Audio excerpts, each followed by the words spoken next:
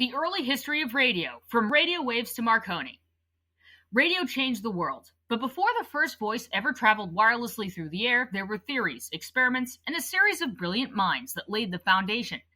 This is the story of how invisible waves became a global communication revolution, from Maxwell's equations to Marconi's life-saving device at sea.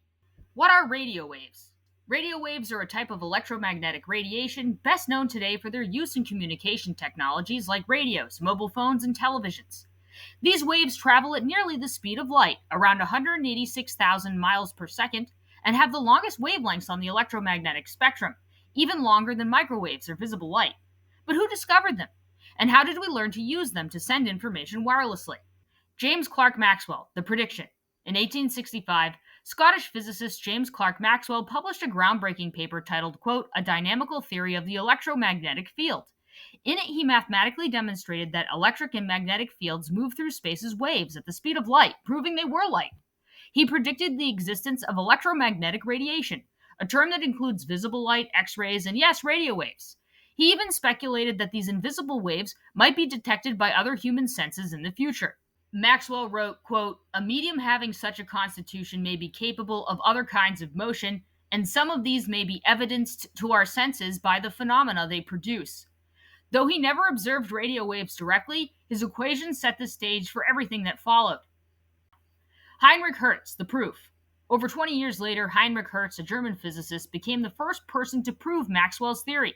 From 1884 to 1893, Hertz conducted experiments at universities in Kiel, Karlsruhe, and Bonn.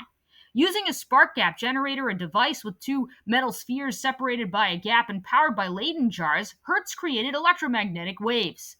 The waves were picked up by a resonator, a loop of wire with metal spheres that detected the spark's energy.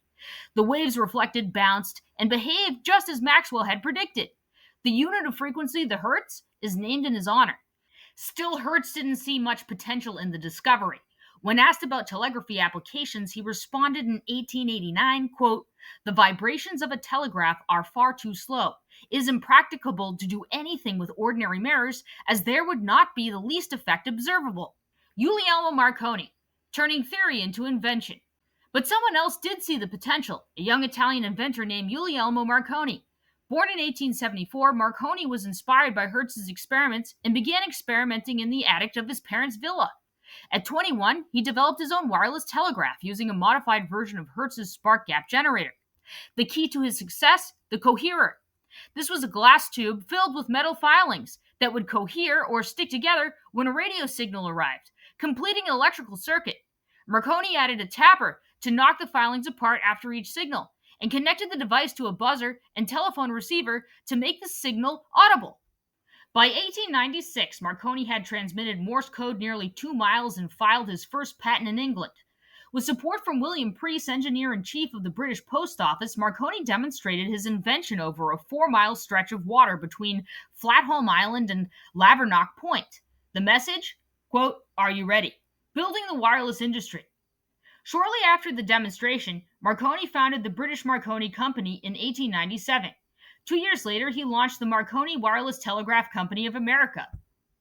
Though he had major investors, his company struggled financially at first. That's because the telephone, invented in 1876 by Alexander Graham Bell, was already profitable. In contrast, long-distance communication by radio had not yet been mastered. To succeed, Marconi had to prove his device could transmit signals over vast distances, even across oceans. Scientific doubts. The ionosphere debate. At the time, scientists debated how far radio waves could travel. Some thought they behaved like light and could only travel in straight lines. Others, like Nikola Tesla, incorrectly believed that the ionosphere, the electrically charged part of the Earth's atmosphere, could conduct electromagnetic waves like a wire. In reality, radio waves bounce off the ionosphere and return to Earth, unless they're too high or too low in frequency. The first transatlantic signal. Despite the skepticism, Marconi pressed on. In 1901, he set up a transmitting station in England and a receiving station in Newfoundland, Canada. Using a kite to lift the antenna, he transmitted the Morse code letter S, 3 short dots, 1,700 miles across the Atlantic. The success stunned the world and disproved theories that radio signals would be blocked by the Earth's curvature. Maritime breakthrough, the Titanic. Marconi's next innovation was outfitting ships with wireless telegraphy, but many viewed it as a luxury until tragedy struck. When the Titanic sank on April 15, 1912, its Marconi radio operator sent an SOS picked up by the Carpathia 58 miles away. Over 700 passengers were saved. Two other ships closer to the Titanic but without Marconi's equipment never responded.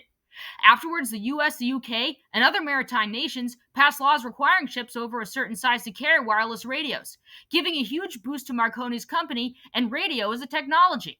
From James Clerk Maxwell's equations to Heinrich Hertz's sparks to Marconi's life-saving messages across the sea, the early history of radio is a story of science, persistence, and revolutionary change.